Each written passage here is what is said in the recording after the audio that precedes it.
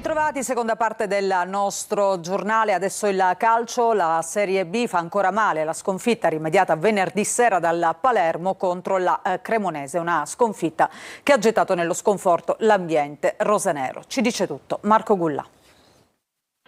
La sconfitta brucia ancora e fa male. Il clamoroso Arachiri con la Cremonese da 2-0 a 2-3 ha mandato al tappeto il Palermo. I rosanero soffrono di rimontite, al contrario. Quest'anno è successo già contro Modena, Spezia e appunto Cremonese. La squadra di Dionisi non riesce a mantenere il vantaggio e in alcuni casi neanche il doppio vantaggio. 20 minuti, quelli di venerdì, che possono scrivere un altro destino al campionato e che quasi sicuramente chiudono i giochi per il quarto posto, che adesso è a -9.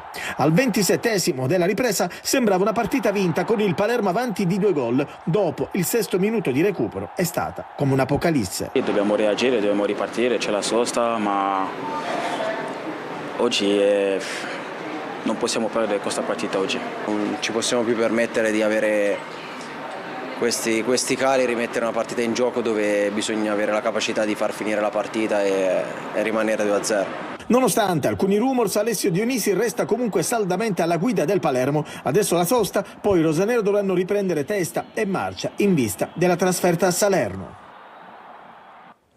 E con questo servizio noi ci fermiamo, vi aspetto nella prossima edizione, quella della notte, per le partite di Serie C e vedere soprattutto le immagini e le interviste del derby Messina-Catania. Vi ringrazio di essere stati con noi, vi auguro una buona serata, ci rivediamo più tardi.